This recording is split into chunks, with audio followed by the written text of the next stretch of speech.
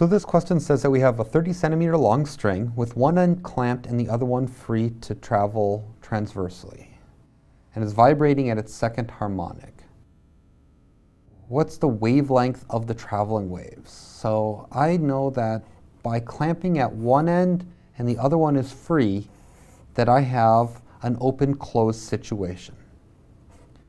I'm going to draw two of these because my lowest one has clamped at one end and it's open at the other, which means we have to have a node at one end and an antinode at the other.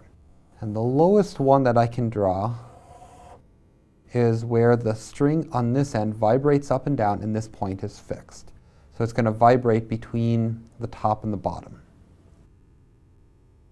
So if I look at this, I could continue out and I'll see that this right here, this total length L, is equal to a quarter of the wavelength.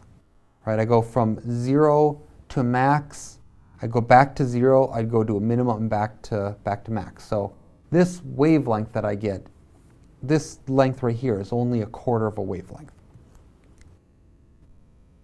The second harmonic, which would be the next one we're able to put in here, is going to be a little bit different. It's going to go to a maximum, it's going to go back to 0, and then it's going to go to another maximum.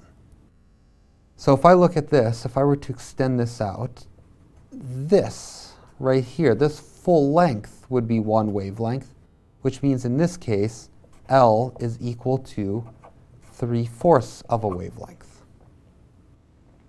Or that the wavelength is equal to 4/3 L, which is equal to 4/3 times 30 centimeters, because that's what my value of L is, which gives me a value of 40 centimeters. So I get my choice C being the right answer. So I looked at the second harmonic. This is the one that's in red. And I just figure out how many wavelengths that I had inside the tube. So the string will go up, go back to a node again, and then go to an end at an antinode. Starts at a node, ends at an antinode.